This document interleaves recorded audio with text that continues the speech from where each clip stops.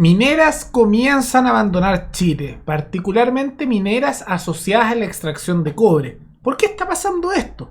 ¿Es campaña del terror o es algo más? Eso lo vamos a ver con más detalle a continuación, porque por un lado, algunos dicen que esto es campaña del terror y por otro se está advirtiendo que estos son consecuencias reales. Y vamos a ver un poco el detalle de esta situación porque efectivamente algunas mineras están cancelando inversiones en Chile, otras están congelando sus inversiones, que es prácticamente cancelarlo, y otras simplemente no están invirtiendo más y están llevando su capital para otros países, Argentina, Bolivia, Perú y muchos Australia. Todo eso lo vamos a ver con más detalle a continuación. Pero antes, quisiera agradecerle al suscriptor CristianJa77, que se convirtió en el suscriptor más reciente en decir hacer un aporte voluntario al canal a través de Flow, dejando el siguiente mensaje: felicidades por tu canal, un canal con noticias reales. Muchas gracias, te lo agradezco mucho. En realidad, gracias a aportes como el tuyo y el de otros suscriptores, que este proyecto sigue adelante y se mantiene independiente. Así que si alguno de ustedes quiere hacer un aporte voluntario único por Flow, o por criptomonedas, o un aporte mensual por Patreon, o por la comunidad de YouTube, pueden decidir hacerlo mirando el comentario que se encuentra fijado abajo. Y también pueden ayudar a este canal comentando este video, dándole like y compartiéndolo en sus redes sociales. ¿Qué ocurrió? Que una empresa, y que no es la única, ya que hay numerosas mineras que están haciendo esto, una empresa sueco-canadiense que es Lundin Mining, que tiene ya presencia en Chile, anunció que está congelando sus millonarios proyectos en el país. ¿Y por qué? Dice lo siguiente: esperará analizar los cambios políticos y sociales, más posiblemente el año en que los constituyentes configuren la nueva Carta Magna, antes de actuar. Y además anunciaron los ejecutivos que están ahí que están cancelando estos montos y ellos iban a invertir 500 millones de dólares para expandir las operaciones ligadas al cobre, a la vez que iban a contratar más personas, pero dijeron que las están suspendiendo, las están cancelando en la práctica, y que muchas otras compañías están haciendo lo mismo. Y aquellos que sepan un poco de tanto en el mundo inmobiliario como también en el mundo minero, etcétera, sabrán que muchos están cancelando proyectos que se iban a hacer. Ahora la pregunta es ¿por qué? ¿Es campaña del terror o qué? Y recuerden que aquellos que tienen un negocio invierten pensando a futuro, que se va a mantener y que les va a generar plata, y si creen que no es así, no invierten. Es simple, si uno al final tiene un negocio para generar utilidades, para que le vaya bien, etc. Y la pregunta es ¿por qué de la nada ya no quieren invertir cuando lo iban a hacer hasta hace poco? Y en realidad por el resultado de la convención constituyente, y es porque han salido las posiciones que tienen la mayoría de los constituyentes. Recuerden que son 155. Y particularmente han avisado en materias económicas cuál es su visión. Y en materias, por ejemplo, de recursos naturales. Y aquí hay detalle en detalle. Pero en promedio se observa que 96 de los 155 constituyentes están a favor o de eliminar por completo o de limitar, ya sea mucho o poco, la inversión privada, tanto en temas de concesiones como de recursos naturales, de construcción, etc. ¿Y por qué lo digo? Porque vean esto. Leemos lo siguiente. En recursos naturales, solo 4 constituyentes quieren reconocer la actividad privada. 59 quieren actividad privada con límites generales de medio ambiente o comunidades. 28 quieren actividad privada permitida solo en algunos sectores, que actualmente son más de los que se quiere permitir. Actividad privada previa autorización estatal, solo 20. Y después 21 solo participación estatal. O después está situaciones como estas. Economía y Estado. Solo se ve el caso de 31 constituyentes que quieren participación estatal restringida a la aprobación legal con quórums especiales. 5 aprobación estatal restringida con aprobación legal normal. 55 participación estatal obligatoria en áreas específicas. Y así suma y sigue. La inversión extranjera. 36 quieren un estatuto pro inversión extranjera sin restricciones. O sea, ayudar a la inversión, ¿no? 29 quieren autorización estatal en sectores estratégicos. 8 prohibición en sectores estratégicos. 51 solo permitían algunas actividades muy específicas.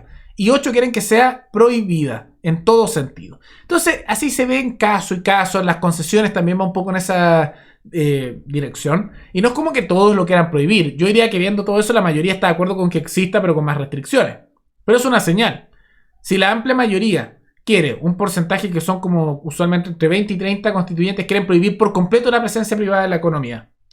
Y otros, que es la amplia mayoría, cerca de unos 60 más, y eso da un total de 96, en total todo eso junto, de 155. Pero los otros quieren ver lo que hay ahora y ponerle muchas más restricciones.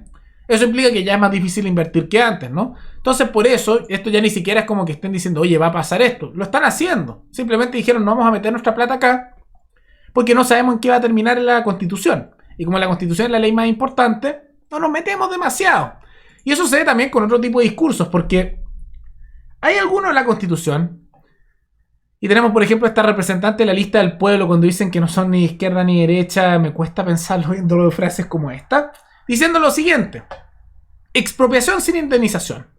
Y lo que ella dice es que quiere expropiar por total los bienes de todas las grandes riquezas de Chile, las 10 grandes familias, dice ella, pero en realidad son las grandes riquezas de este país, sin compensación, porque dicen que se han apropiado de todo, que es patrimonio nacional, y como habla de expropiación, dice que eso tiene que pasar a control del Estado chileno. ¿Qué es lo interesante con esta constituyente de la lista del pueblo, no?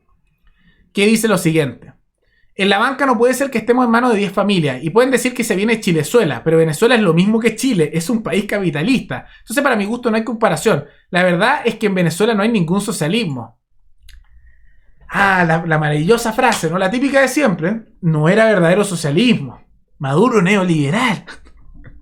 Que eso ya algunos lo están diciendo, ¿no? Pero que me parece un poco curioso. Entonces, la lista del pueblo es muy bien de ese estilo. Ellos son como la institucionalización de sectores asistémicos de izquierda más radical. O sea, es lo que pasa.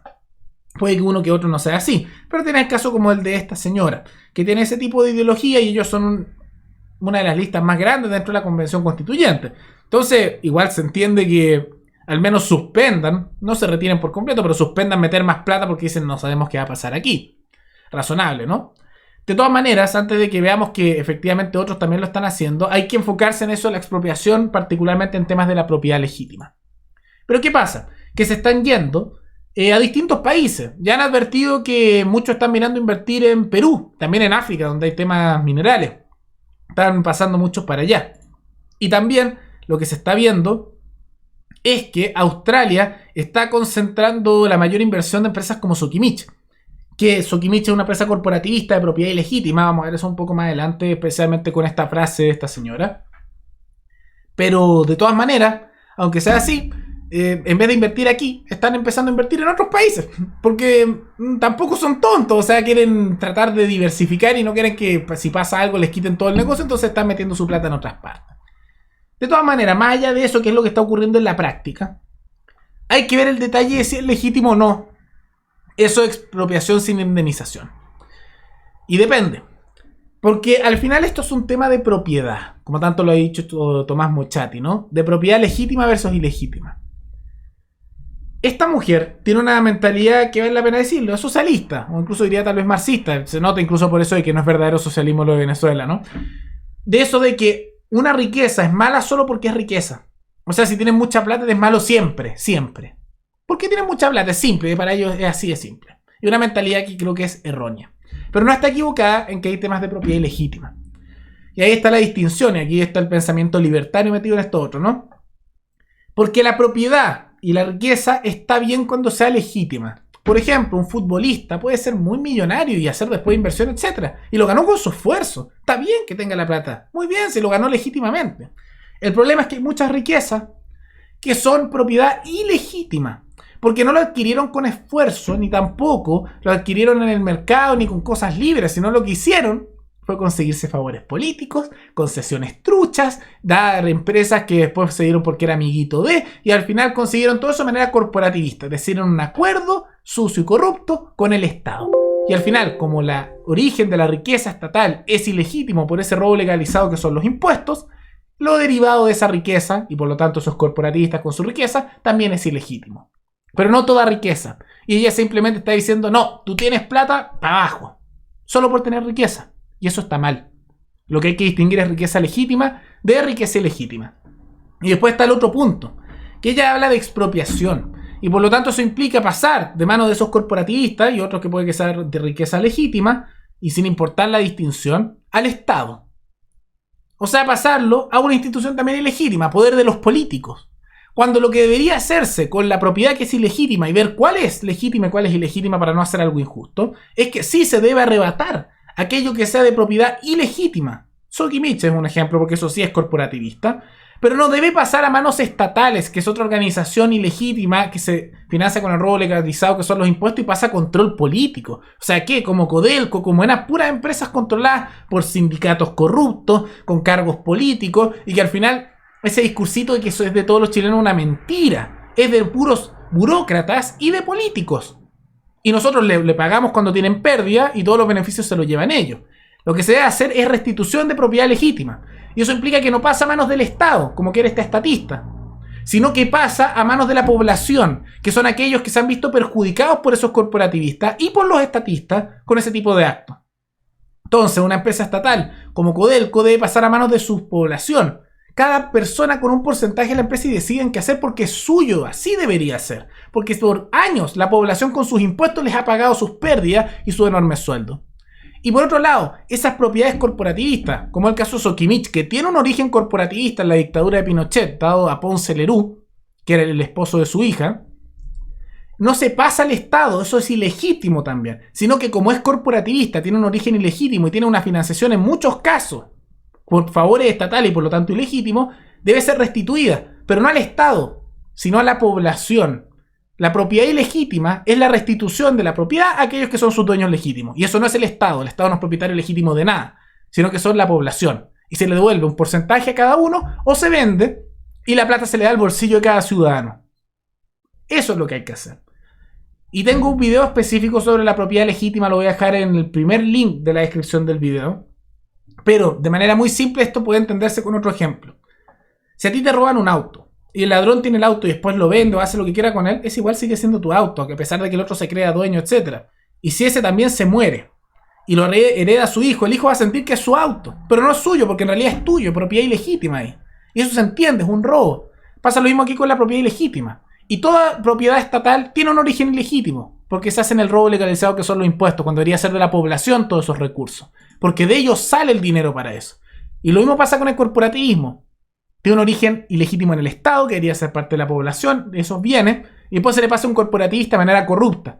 Y eso no quita el origen ilegítimo, ni tampoco las gestiones corruptas que se hicieron entre medio. ¿Pero qué piensan ustedes de esto? ¿Es una buena o mala noticia este tipo de propuesta? ¿Por qué? Bueno, era esperable, ¿no? Pero todo eso pueden comentarlo abajo, qué piensan eso de la propiedad legítima y ilegítima, coméntenlo. Y recuerden que pueden recomendar algún tema, alguna noticia, tanto de Chile como de otros países para otro video. Nos veremos en el siguiente programa. Hasta luego.